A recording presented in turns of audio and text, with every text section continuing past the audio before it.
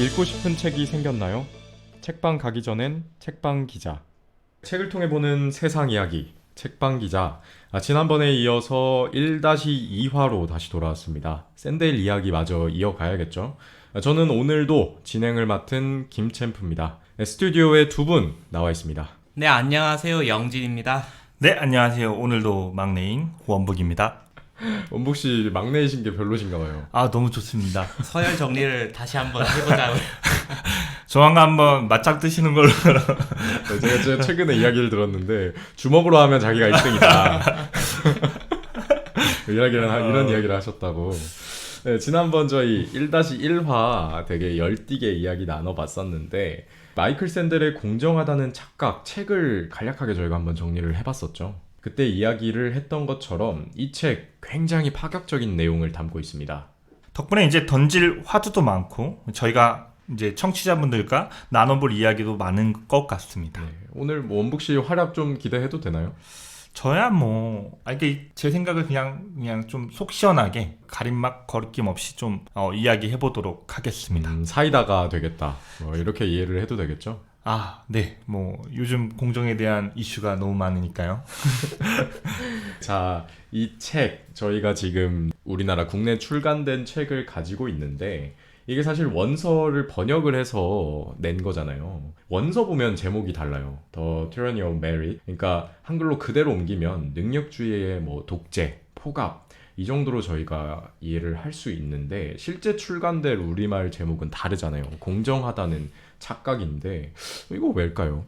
이게 약간 어떤 양국의 차이를 반영한 제목 같습니다. 그래서 사실 샌델 교수 같은 경우에는 이 책을 통해서 능력주의를 비판하는데 가장 중점을 두고 이제 논지를 전개하고 있는데요. 이제 반대로 한국 같은 경우는 좀 요즘 공정 담론이 할 때 좀 주된 방향이 야, 쟤 정말 능력 있는 거 맞아? 쟤 능력 없는데 좀 우대 정책 받아서 좀 과도하게 혜택 누리는 거 아니야? 이렇게 많이 논란이 일잖아요. 그래서 가령 샌델은 능력주의 자체가 문제다라고 한다면 한국에서는 야, 정말 너 능력 있는 거 맞아? 그게 공정해? 이런 식으로 하는 거니까 그래서 약간 이게 공정하다는 착각 이런 식으로 이제 출판사 입장에서도 책을 더 많이 팔아야겠죠. 예. 제목이 좀 어그로를 끈 것 같아요. 사실 책 내용이랑 정반대입니다. 제목이. 이게 이 제목대로 가면 오히려 능력주의를 강화하는 주제의 제목이기 때문에 그래서 약간 샌델 교수님도 좀 어리둥절할 것 같긴 합니다. 예. 지금 영진 씨 되게 정리 깔끔하게 해주셨는데 사실 저도 비슷하게 생각을 해요. 이게 공정이라는 게 우리 사회에서 워낙 화두니까 사실 이게 능력주의라는 제목보다 공정이라는 제목이 더 끌렸을 것 같고 또 궁극적으로 보면은 사실 공정이라는 지점에 대해서 계속 이야기를 샌델 교수가 계속 하고 있잖아요. 300페이지 넘게 내내. 그래서 어떻게 보면 저는 제목, 어그로성, 판매량 이런 걸 떠나서 잘 지었다라는 생각이 들어요. 원북 씨는 좀 어떻게 보시나요? 이 시대에 그러니까 한국에서 제일 지금 한 몇 년째 이어가는 거의 4년째, 5년째.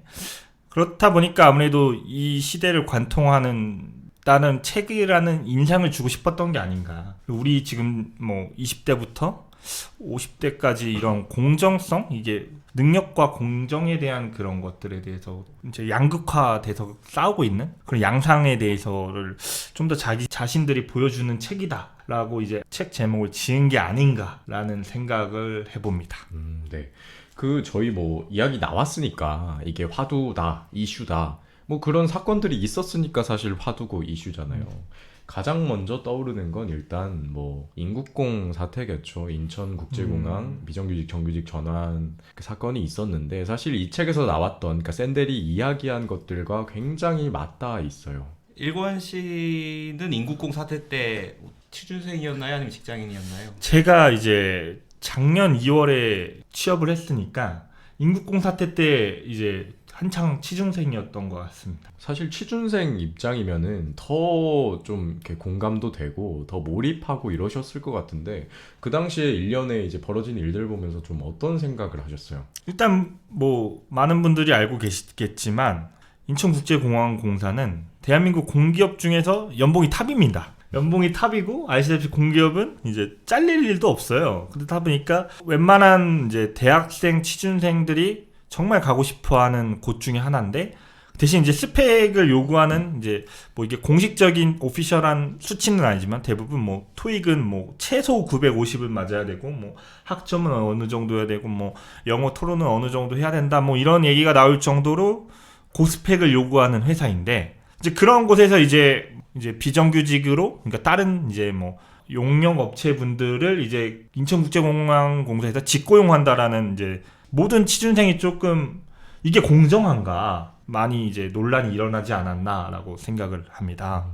원북 씨는 뭐 1-1화에서도 말씀하신 것처럼 책 읽고 나서 감동받으셨다. 굉장히 이제 그런 이야기들을 하셨는데 사실 이 샌델이 뭐 우리나라 인국공항 사태를 들어봤는지는 모르겠어요. 근데 만약에 봤다면 그 일련의 과정과 결과를 봤다면 국내에서 분노하는 모습 왜 어떻게 저런 사람들을 정규직화를 해줄 수 있어? 억울해. 이거 공정하지 않은 거 아니야? 라고 말하는 그 목소리에 대해서 좋지 않게 바라봤을 거거든요. 책 내용에 기반한다면. 그렇죠. 네, 원북 씨는 뭐 좀 어떠세요? 두 가지로 볼 수가 있는 것 같아요. 현재 우리가 어떻게 걸어가야 되느냐와 현재 내 삶을 좀 더 비교해 볼 수가 있는 건데 오케이. 샌델 교수님이 말한 것처럼 능력주의 세태 좀 더 세습화? 근데 좀 더 잘 사는 분들과 못 사는 분들의 양극화를 극단적으로 더 벌어지게 하는 이제 그런 방식, 그런 프레임이, 그런 시스템이다라는 거에서 저는 되게 동의를 하는데 근데 저는 제가 20대잖아요. 그 시스템이 일단 들어와 있는 상태고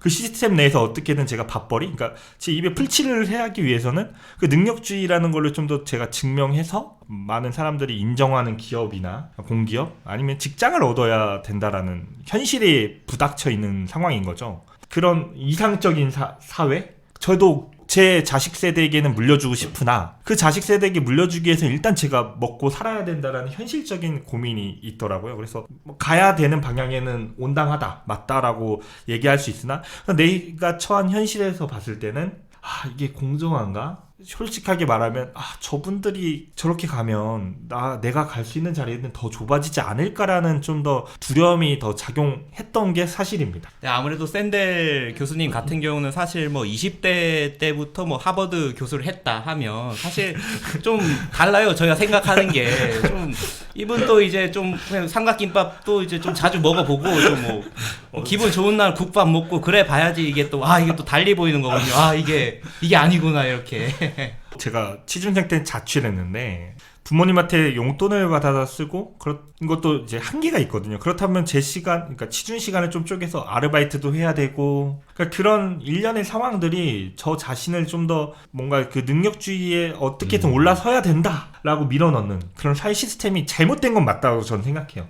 이 시스템 내에 살아가는 사람들 입장에서는 내가 바꿀 수 없기 때문에 어찌됐건 수능을 하고 걸어가야 되지 않나라고 생각을 하지 않을까. 이게 아무래도 원북 씨 같은 경우에는 특히나 그 시기에 그걸 공감할 만한 이제 일들을 겪어왔으니까 특히 이제 더 몰입감을 갖고 말씀하시는 것 같은데 사실 지금까지 같이 이 녹음하면서 처음으로 좀 약간 진정성이 느껴졌어요. 그 마음의 감명은 거짓이었나요?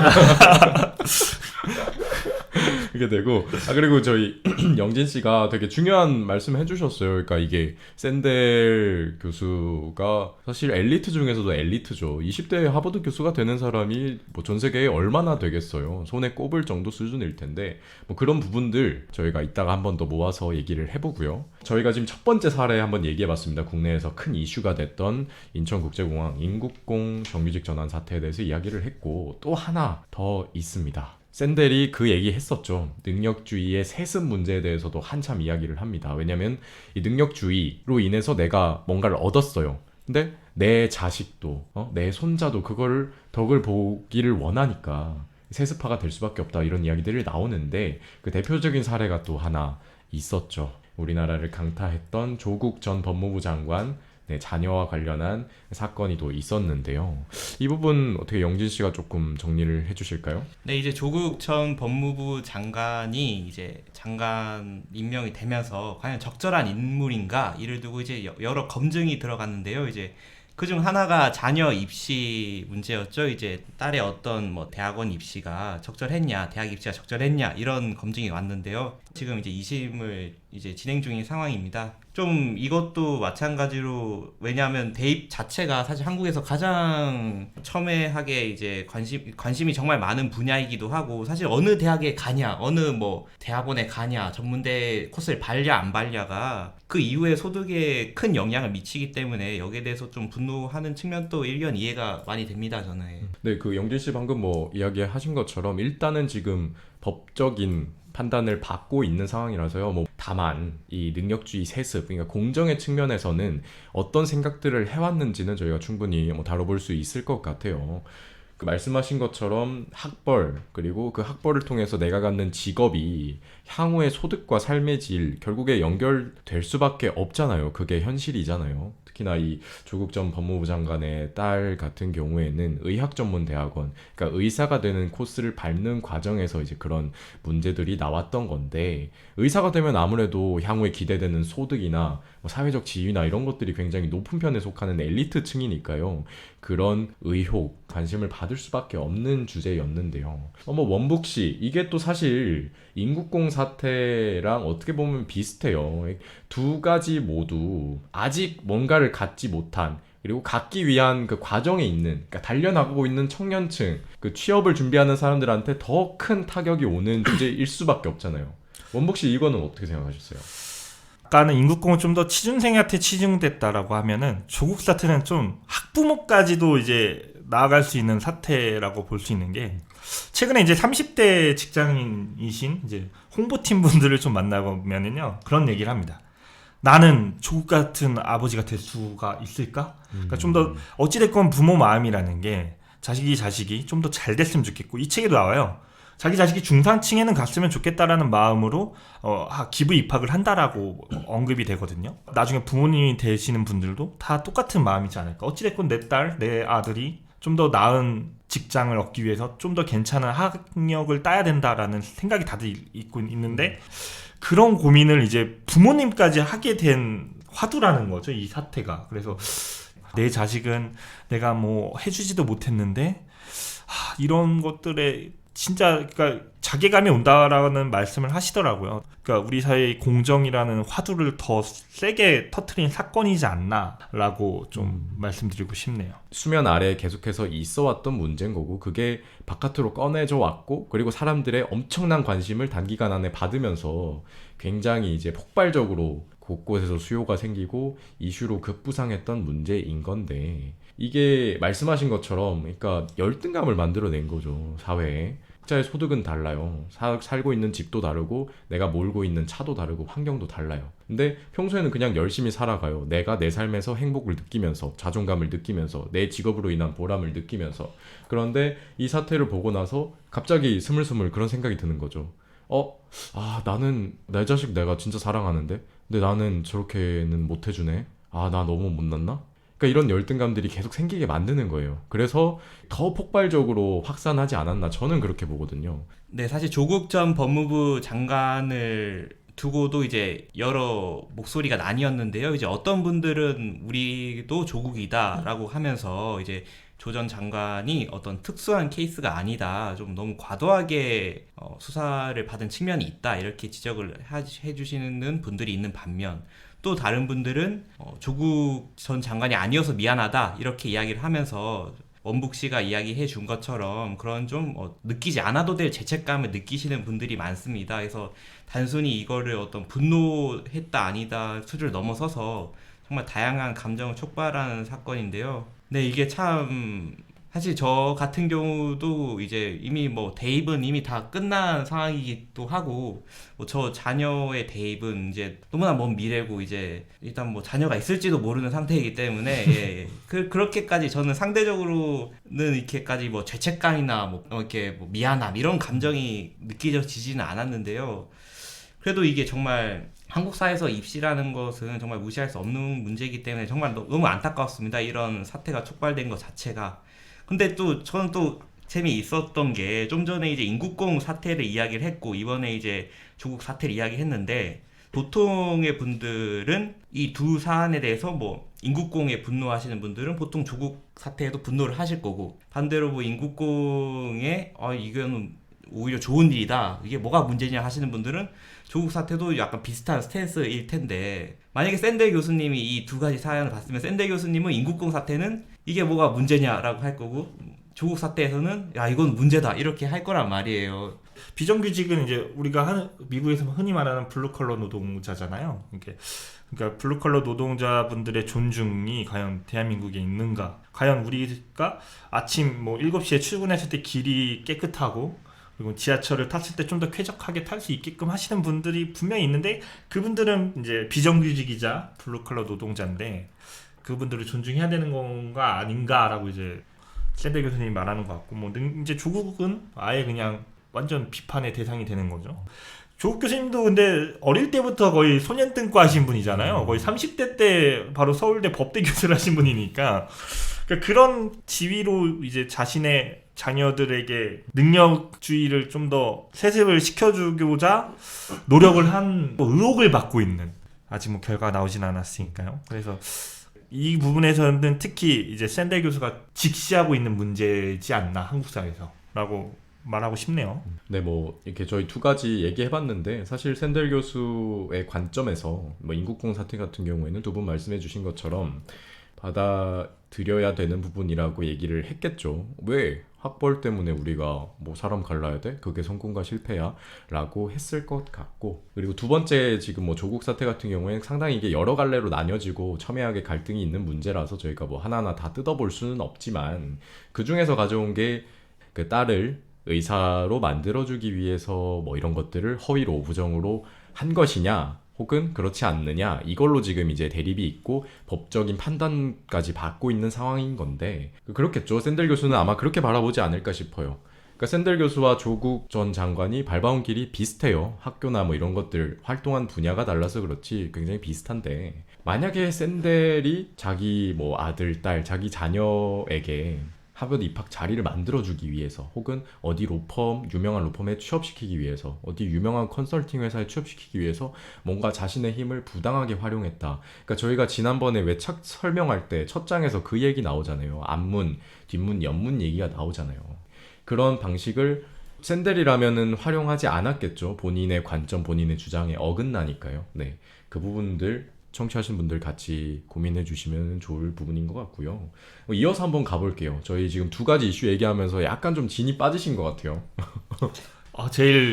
이게 첨예한, 그러니까 아직도 ING인 좀 첨예한 사건이다 보니까 이 부분에 개인적인 의견을 말하는 것 자체가 되게 부담이 되기도 하는데 그럼에도 불구하고 논의를 해야 되는 사안이지 않나라는 데는 좀 그래서 좀 더 화두를 더 던지고 싶었다라고 좀 말씀드리고 싶네요. 주말인데 일하는 기분입니다. 제가 주말에도 신문을 보고 있어야 되나. 저 지금 경제팀인데 지금 정치 사회까지 다 지금 포괄하고 있어서 이게 쉽진 않네요. 그 다음 이어서 이왕 한 거 더 가봅시다. 더 일해봅시다. 네.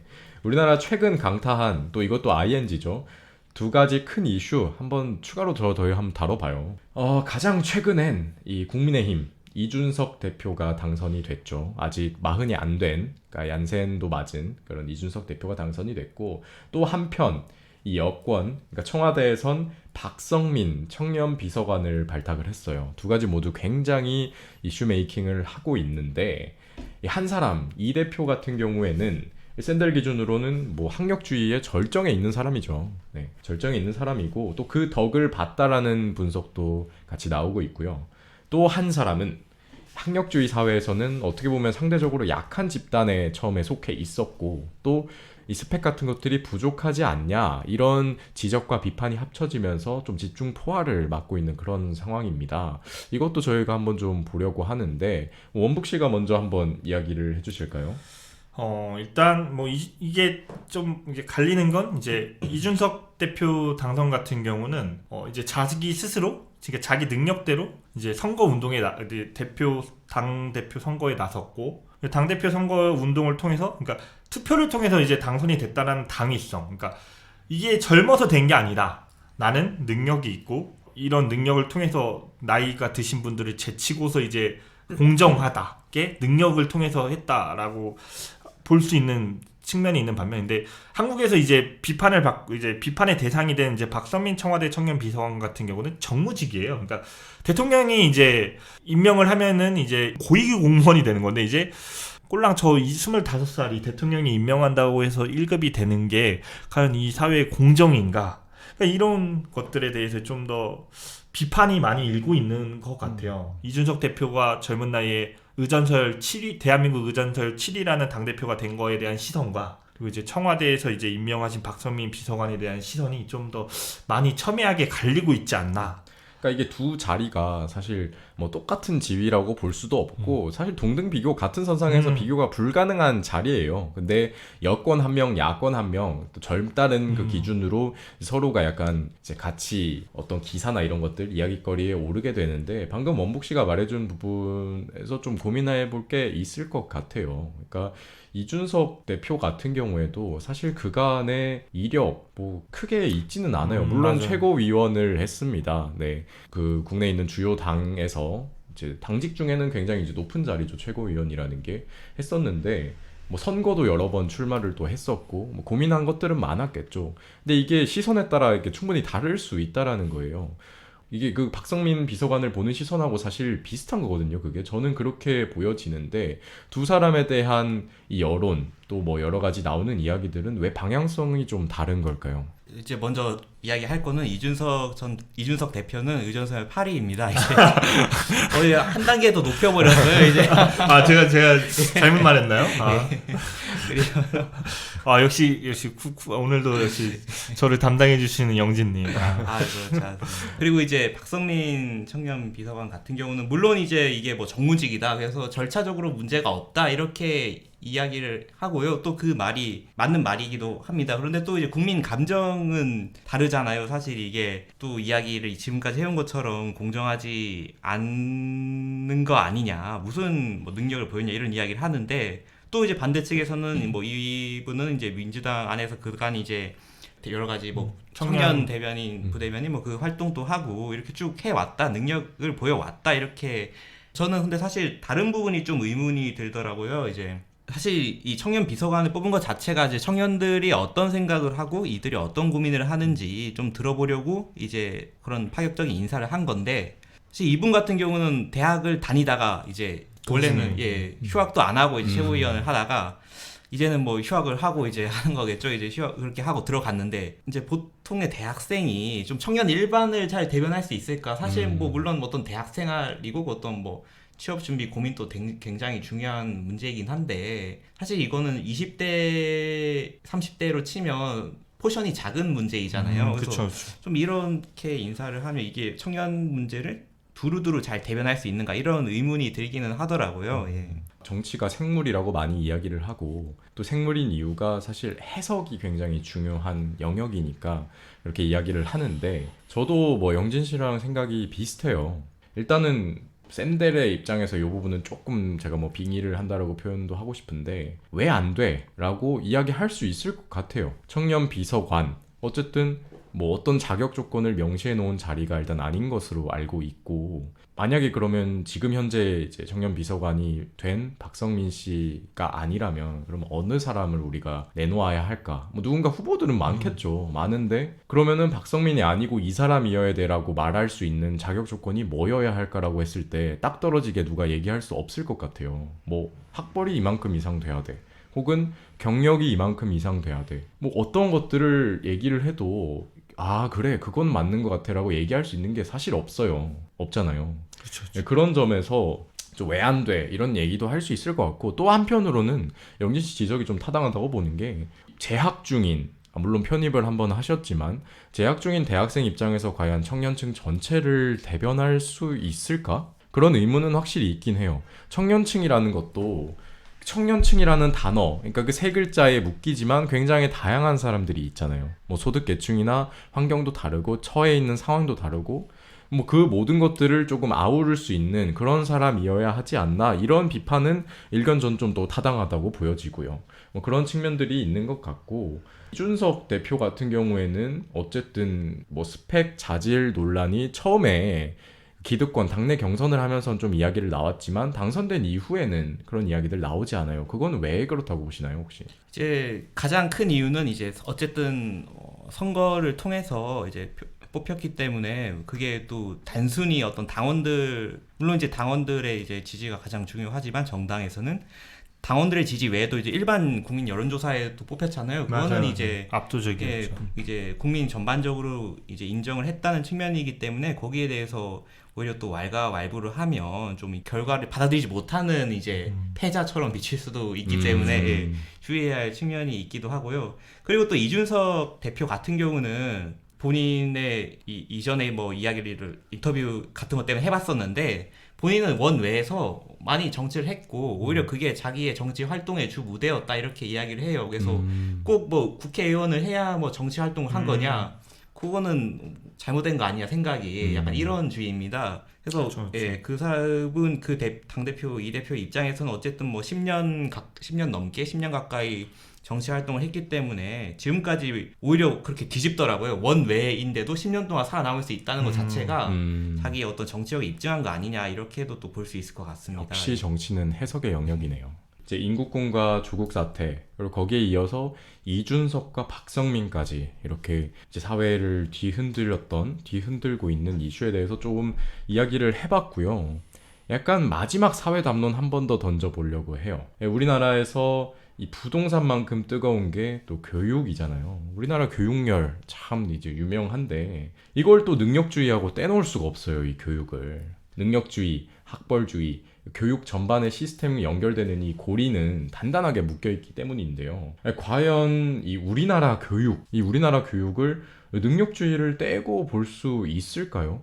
아직 현실에서는 없지 않을까 싶어요. 특히 수능으로 대변되는 이제 교육 시스템을 봤을 때 우리가 한 문제를 더 맞추는 게 어찌됐건 교육에서 좀 더 고등교육으로 받을 수 있는 능력, 그러니까 성과라고 보장을 해주는 거니까 수능을 100점을 맞아야 내가 어디 대학을 가고 90점대를 맞으면 어디 대학을 가라는 지표가 다 있기 때문에 능력주의로 귀결되고 있지 않나. 근데 이제 능력주의가 아닌 좀 더 수시로 본다고 하면은 수시에서는 이제 수능을 몇 문제 맞추는 게 아니라 이 사람의 이 철학은 무엇인가, 그러니까 좀 더 앞으로 어떤 어른이 되고 싶은가, 그리고 어떤 분야를 공부를 해서 어떤 그런 성취를 이루고 싶은가에 대한 그런 과정들을 자소서를 통해서 보여주잖아요. 그리고 그 자소서를 통해서 이 사람이 어떤 발전 가능성을 가졌고 우리 대학에 왔을 때 우리가 키워낼 수 있겠다 라는 점을 좀 더 보고 있다라고 저는 생각을 해서 되게 재미있는 생각이 든 게 사실 능력주의 하면서 가장 우리 사회에서 첨예하게 갈등을 주는 두 분야가 하나가 이제 이야기하신 입시 문제이고 네. 다른 하나가 이제 입사 문제인데요. 그쵸. 이제 사실 입시에 있을 때는 많은 분들이 이제 수능이 공정하다고 이제 이렇게 하시는데 사실 또 입사의 관점으로 보면 사실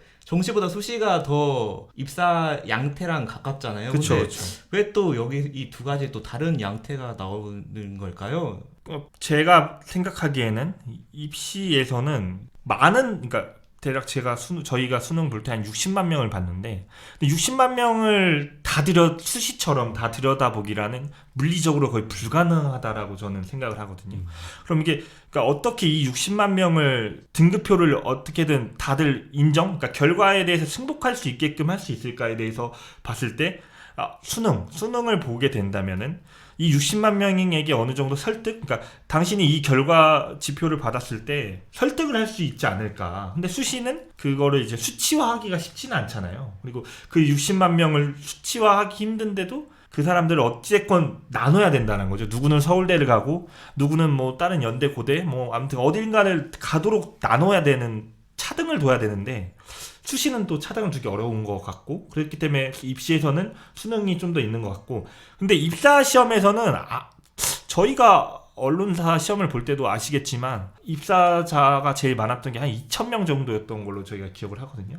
그러니까 2,000명을 근데 그렇다고 해서 다 보지도 않아요, 여러분. 서류라는 게 있고 서류를 통과해서 좀 더 수시와 같은 전형들이 있다는 거죠. 뭐 글쓰기, 상식, 시험, 그리고 면접, 이제 뭐 이런 것들을 통해서 할 수 있지 않는 그런, 그 회사 입장에서는 경제적이지 않나 저는 인식의 차이라고 생각을 해요. 그러니까 영진 씨 물음에 대한 제 답변은 인식의 차이인데, 제가 사실 저는 우선 고등학교를 나왔어요. 선별돼서 가는 자사고를 나왔고, 그리고 대학 같은 경우에는 스카이에 소속되지 않은 대학을 나왔어요. 그래서 양쪽 집단에 속해 있을 때 사람들의 인식이나 혹은 환경이나 이런 것들이 많이 달랐는데, 주요하게 나오는 이야기 중에 하나가, 보통 정시 같은 경우에는 아까 이제 원북 씨가 얘기를 했지만 수시는 정형화된 점수가 아니에요. 근데 정시는 딱 눈으로 볼 수 있는 숫자, 점수가 나와요. 그러니까 순서대로 순위가 매겨지잖아요. 그렇기 때문에 나는 이 정도 위치야. 나는 쟤보다는 학업 능력이 우수해. 쟤보다는 내가 좀 떨어져. 이런 것들이 바로 눈으로 보인다는 말이죠. 그래서 그런 이야기들을 많이 했어요. 수시 이거 공정한 거 맞아? 수시가 공정하지 않은 것 같은데? 왜? 질문을 던지면 그런 대답이 나와요. 정시 기준으로 봐봐. 정시든 아니면 내신 기준으로 봐봐. 내가 저 친구보다 훨씬 점수가 높아. 훨씬 내가 열심히 해왔어. 훨씬 내가 어려운 문제를 풀 수 있어. 하지만 수시에서 내가 어디를 지원을 해서 어떻게 전략을 잘 짜서 들어가느냐에 따라서 학벌이 차이가 나버리는 거예요. 그런 점에서 봤을 때 야 이거 공정하지 않지 않냐? 이런 이야기들이 나오더라고요. 근데 반면에 제가 본 관점에서는 입사는 그렇지가 않아요. 입사에서는 학벌이 아무리 차이가 나더라도 내가 대학 생활을 했던 4년 혹은 4년 이상의 시간 동안 처음에 들어갈 때는 학벌 좀 낮더라도 내가 그걸 극복하기 위해서 이렇게 열심히 했습니다. 내가 공모전 이렇게 많이 참여해서 상도 탔고 이런 대외 활동도 했고 여기 이런 인턴도 해봤고 해외도 다녀왔고 봉사활동도 했고 이런 것들에 대해서 사실 같은 취업준비생 입장에서 인정을 하게 돼요. 그게 저는 수시를 준비하고 수시를 통과한 사람들과 입사를 준비하는 과정에서와 이게 되게 방식은 유사한데 그런 인식의 차이가 있기 때문에 사람들이 받아들이는 거에 있어서 차이가 있지 않나 이런 생각을 좀 하게 되는 것 같아요. 그 원북 씨는 고등학교 생활이 어떠셨나요? 좀 이렇게 좀 체구가 있으신데. 저는 뭐 자사고는 아니고 일반 인문계 고등학교를 나왔고 어찌됐건 이 기자 사회가 네트워킹 사회가 좀 강하다 보니까 왜 어른들이 고등학교를 어딜 가고 중학교를 어디 가고 대학교를 어딜 가는지가 좀 중요하다라고 언급을 하는 이유를 알긴 하겠더라고요. 네, 저희가 뭐 이거 교육 이제 전반 화두 그러니까 쟁점으로 나오면서 사실 능력주의와 연관된 키워드라서 이야기를 했는데 뭐 현실적으로는 그런 것 같아요. 현실적으로 어떻게 지금 우리나라 이 교육 시스템에서 능력주의를 빼놓고 이야기를 하겠습니까? 결국에는 왜냐면은 이 사람한테 고등교육을 왜 더 해줘야 될까를 판단을 하겠다라는 거잖아요. 전체 사회라는 시스템 입장에서는 사회가 좀 더 윤택하게 나가게 위한다는 그런 이제 더 큰 목적이 있으니까요. 일단 취지 자체는 그렇잖아요. 그 현실적인 부분 저도 이해합니다. 아까 원북 씨가 얘기했던 것처럼 그거를 뭐 저희가 근본적으로 뜯을 수는 없겠죠. 당장 바로는. 근데 그럼에도 이 능력주의에서 조금 벗어난 부분이 있어야 된다라는 거는 저도 공감을 해요. 우리나라가 특히 학벌로 인해서 결정되는 것들이 굉장히 좀 많은 편인데 아까 앞서 뭐 그런 이야기를 했잖아요. 정시와 수시 이야기하면서 뭐 공정에 대한 이야기를 잠깐 했는데 정시라고 또 그렇게 공정한 건 또 아니잖아요. 이 샌델의 입장에서 봤을 때 일단 출발선이 다른 거는 그래요. 그렇다 쳐요. 그거를 뭐 모두가 똑같게 만들 수는 없으니까. 그리고 또 우리나라 어쨌든 수능 같은 경우에 지금 EBS 문항 연계율을 높이면서 어떻게 보면은 저는 출발점에 대한 허들도 많이 낮췄다라고 생각을 해요. 그런데 이 정시도 저는 공정하지 않다고 보는 이유가 결국에는 한 문제 차이. 그걸로 대학이 바뀔 수 있잖아요. 그렇죠. 근데 그렇게 되기에는 학벌이 인생에 미친 영향이 너무 크다는 거죠. 그런 점에서는 저는 이 능력주의가 물론 어떻게 보면 공정하다고 할 수 있겠지만 어떻게 보면은 이게 공정하지 않은 것 같아 이런 생각이 또 들어요. 조금 더 최적의 방안을 만들어야 하지 않을까 샌델의 입장에 약간 공감되는 부분이 저는 좀 있었습니다. 네, 일단 저희 뭐 교육에 대한 이야기도 조금 얘기해봤고요. 다들 약간 좀 지치신 것 같아요. 많이 지치신 것 같은데요? 이 지금 스튜디오가 에어컨이 안 나옵니다. 지금 제가 반바지 반팔을 입었는데도 땀이 차요. 환경 개선이 필요할 것 같습니다. 원북 씨 옆에 있으니까 너무 덥습니다. 이게 네. 이 난로가 좀 커요, 이 난로가. 조금 더 힘을 내서 또 청취하신 분들한테 저희도 여러 가지 이야기들 전달해드려야 되잖아요. 이어서 가보시죠. 사실 오늘의 핵심은 뭐 지금부터라고 봐도 과언이 아니에요. 뭐 이야기 나누면서 어느 정도 각자 생각들이 좀 나왔어요. 발언들에서. 이 책 내용, 이 샌델의 주장에 대해서 어떻게 생각하는지를 한번 이제 이야기를 해보시죠. 마음껏 한번 비판을 해주셔도 좋을 것 같습니다. 네, 저는 뭐 샌델이 어떤 이런 능력주의에 이런 부작용이 있고 해악이 있다 이런 주장에 대해서는 많이 충분히 공감이 갔고요. 또 뭐 그런 거에 대한 어떤 완화책이 필요하다 이런 지적도 이제 이해가 됐습니다. 샌델 교수님 같은 경우에는 이제 사실 어떤 사람을 하나의 기준으로 줄 세우는 거를 굉장히 싫어하는 분이에요. 그래서 사실 이분이 어떤 대입을 중심 화두를 끌고 온 것 자체가 어떤 능력을 평가하는, 물론 이제 능력주의 자체에 대한 그런 문제 지적도 있지만 그 평가하는 기준이 학력 그리고 학벌이 돼버리다 보니까 이게 더 해악이 더 큰 것 같다 그렇게 보시는 측면도 있거든요. 그래서 이제 그걸 제비 뽑기로 하자 이런 뭐 무리수, 사실 이거 뭐 하버드 교수님이 할 소리는 아니죠. 심지어 20대 하버드 교수가 된 분인데 아유 뭐 제비 뽑기 하면 좋죠. 이거 근데 뭐 네, 되겠습니까 이게? 원복 씨는 좀 어때요? 근데 화두를 그러니까 우리가 저는 그건 좋은 것 같아요. 이 능력주의가 지금 우리 현 시스템인데, 사회의 시스템인데, 이 시스템이 계속 장기적으로 이어가도 괜찮은가에 대한 문제 지적이 한 번쯤은 저는 나왔어야 된다라고 생각을 했는데, 딱 그 코로나를 기점으로 해서 그런 것들이 더 나왔으면 좋겠다는 생각했는데 딱 나왔다고 저는 생각하거든요. 작년 12월에 나왔으니까. 그러니까 우리 사회가 좀 더 수용할 수 있는 능력주의가 있는 것 같고, 수용하지 어려운 능력주의가 있다라는 거를 좀 더 고민을 해보면 좋지 않을까. 주장이 아예 가치가 없다라고 보기는 어렵다. 구성원으로서 이 시스템에 대해서 보완할 방안을 또 찾고 좀 더 나은 방향으로 갈 수 있게끔 지적을 해준 건 아닌가라고 저는 생각을 해봤습니다. 사실 저는 그 철학을 좋아하는 사람은 아닙니다. 네, 철학을 좋아하는 사람은 아닌데 이 정반합이라는 거에 대해서는 굉장히 이제 좀 의미가 있고 좀 중요한 개념이라고 생각을 하고 있어요. 그런 측면에서 봤을 때 아까 이제 원북 씨 얘기한 것처럼 나왔어야 할 책이고 나왔어야 할 주장이고 사회를 조금 더 살찌우는데 필요한 생각이다 판단은 하는데, 제가 샌델이라면, 제가 이 샌델이 가지고 있는 지식을 머릿속에 담고 있었다면 저는 이 책을 쓰지 않았을 거예요. 이 샌델이 앞으로 이제 삶을 살아가기가 저 좀 힘들 것 같아요. 이 책을 읽은 분들이 이제 샌델의 일거수일투족을 보지 않겠어요? 그렇죠. 아니 이렇게 책을 써놓으시고 이 책에서 이렇게 주장하시고 어떻게 그런 행동을 하실 수 있습니까? 그거 능력주의에 의해서 본인이 혜택 보신 거 아닙니까? 겸손하신 거 맞습니까? 지금 수많은 태클들이 올 것 같아요. 저는 그래서 샌델 교수가 삶이 좀 힘드시지 않을까. 능력주의의 최대 표본 모델이 샌델 아니냐.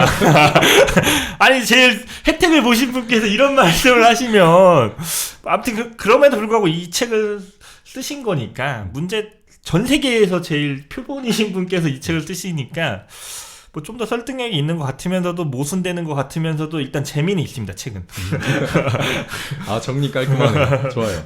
두 분 말씀하신 것처럼 이게 뭐 상황이나 이슈나 이런 거에 따라서 샌델의 주장에 기울 때도 있고 또 그렇지 않을 때도 있고, 그런데 샌델이 마지막에 제시한 이 대안, 이거 저희가 좀 봐야겠죠. 지난번 1-1화에서 왜 저희가 어느 정도 개념 정도만 던지고 넘어갔었잖아요. 저희도 한번 던져주는 거예요, 샌델한테. 샌델이 제시한 이 공동선 그리고 겸손의 자세, 이건 공정해요? 저는 좀 물어보고 싶어요. 이제 뭐 샌델 교수님 같은 경우는 어떤 개인이, 사실 뭐 이분이 롤즈 비판하면서 유명해졌는데 그때도 비판의 주요 쟁점이 어떤 개인이 정말 어떤 공동체와 단절돼서 정의될 수 있느냐, 정말 여러 다른 사람들과 여러 상황과 제도와 이런 것들이 이제 엮여 있기 때문에 어떤 개인이 그런 뭐 능력에 대한 해석이라든지 이런 것들이 가능한 건데, 단순히 어떤 뭐 하나를 개인의 능력만으로 뭐 개인의 뭐 뛰어남 이런 걸로 환원이 되느냐 이렇게 지적을 하신 분이거든요. 그래서 이분 같은 경우는 예를 들면 뭐 가장 좋은 플롯이 있다. 그럼 이 플롯을 누가 가져야 되냐라고 하면 보통은 가장 높은 비용을 지불하는 사람한테 플롯을 줘야 된다. 이게 이제 저희 사회 보통의 룰이잖아요. 샌델 교수님은 다릅니다. 샌델 교수님은 플롯을 가장 잘 부는 사람한테 줘야 된다. 약간 그런 입장이에요. 그래서 그 각자가 어떤 그 안에서 돈이 많은 사람이 모든 걸 독점하는 게 아니라 각자가 갖고 있는 어떤 나름의 가치, 사회 내에서의 그런 가치에 따라서 그런 것들을 배분하자, 이런 입장인데요. 이게 정말 아름답고 좋은 건데 쉽지 않죠.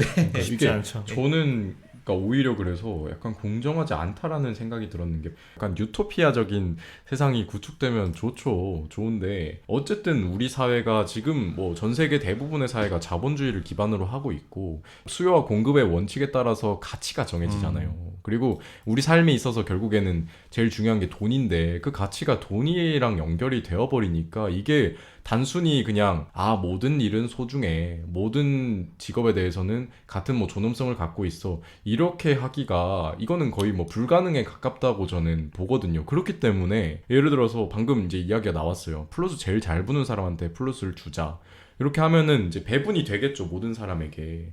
그러면 특별하게 이제 사람들의 수요가 없는 재능을 갖고 있는 사람들은 그러면 나는 그렇게 태어났으니까 어쩔 수 없이 그게 내 운이니까 나는 그냥 이렇게 살자, 그런 마인드를 과연 가질 수 있냐 이 말이에요. 근데 그게 과연 또 공정하다라고 할 수 있냐, 저는 그런 의문이 되게 들었거든요. 실현 가능하냐라고 봤을 때 일단 인간이 이기심으로 움직이다 보니까 저도 이기적인 생각이 있다 보니까, 그러니까 시스템이 어느 정도 제어를 해줘야 된다라고 생각해요, 인간의 이기심. 근데 정부가 좀 더 들어가면은 뭐 예를 들면 뭐 요즘 들어 이제 뭐 청소부 공무원, 그러니까 청소부 공무원 연봉이 5천만 원이라고 하면서 화두가 된 적이 있어요. 그러니까 야, 청소부를 어떻게 5천만 원씩이나 줘, 초봉을? 그럼 저 사람들은 나중에 얼마나 받아가는 거야, 호봉 일삼이, 이런 지적이 인바가 있어요. 근데 정말 저는 근데 자취를 하면서 느끼는 게 분리수거 그리고 청소하는 게 얼마나 중요한지를 깨닫게 되거든요. 누군가는 야, 청소는 누구나 능력 없어도 할 수 있잖아 라고 생각을 하는데, 그것도 일종의 체력 테스트부터 시작해서 그런 시험을 보긴 하거든요. 그러니까 책에서도 하는 말이 이제 모든 직업에 대해서 존중하고 뭐 그런 것들이 필요한데, 근데 지금 제가 느끼기에는 한국 사회가 너무 이제 어찌 보면 돈을 많이 버는 것들에 대해 치중되어 있는 느낌? 어떤 직업적 가치나 사명감보다는 저 사람은 연봉은 얼마고 저 직업이 향후 벌어들일 수익에 대한 미래 수익으로만 모든 걸 말하고 있는 사회 같아서 조금 그런 것들이 좀 변할 수 있는 무언가가 있으면 좋을 것 같다라는 생각을 좀 하거든요. 그러면은 좀 더 공동선, 여기서 말한 책에서 말한 그런 공동선들이 좀 더 정착되지 않을까? 좀 더 우리 사회에서 3D 직업이라고 하는 것들에 대한 처우 개선이 이루어지고, 그러다 보면 인식도 좀 많이 개선되지 않을까라고 저는 좀 생각을 합니다. 어떻게 사명감 갖고 일하고 계세요? 저는 개인적으로 하고 있다라고 저는 좀 생각을 해요. 지금 내일 월요일이니까 너무 막 신이 나겠네요. 지금 막 가슴이 뛰고. 그거랑 이제 사명감은 좀 별개이지 않나. 일단 아니 아무튼 그러려고 노력을 하는데, 그러니까 근데 그런 노력을 하는 거에 있어서 과연 사회가 좀, 그러니까 구성원들이 과연 그거에 대해서 동의하는가는 잘 모르겠어요, 솔직히. 네, 오늘 뭐 지금까지 이 여러 가지 관점에서 이야기들 많이 나눠봤습니다. 여기 뭐 스튜디오 에어컨이 없어서 그런 것도 있지만 저희 뭐 열심히 이야기해서 사실 뭐 땀이 나고 이런 것도 있겠죠. 저도 오늘 이게 첫 책이고 첫 주제로 이야기를 하는데 좀 예민한 주제이면서도 좀 핵심인 주제다 보니까 좀 열띤 토론을 하게 된 것 같아서 지금 좀 후끈후끈 달아오른 상태입니다. 책 선정할 때도 이 열기를 이어가야겠네요. 오늘 방송은 여기까지 할게요. 네, 저희 방송은 앞으로 팟빵과 아이튠즈에 꾸준히 업로드할 거고요. 피드백과 의견 자유롭게 남겨주시면 적극 방영해서 좀 더 재밌게 그리고 유익하게 만들어 보도록 하겠습니다. 네, 마이클 샌델의 공정하다는 착각 1-2화까지 다뤄봤고요. 이 공정하다는 착각을 다루는 1화는 이제 저희 여기서 마칩니다. 함께 해주신 분들 모두 감사합니다. 다음번에도 또 재미난 또 다른 책으로 찾아올 테니까요. 많은 관심 부탁드립니다. 지금까지 책방 기자였습니다. 다음 시간에 만나요. 다음 시간에도 책방으로 고고싱!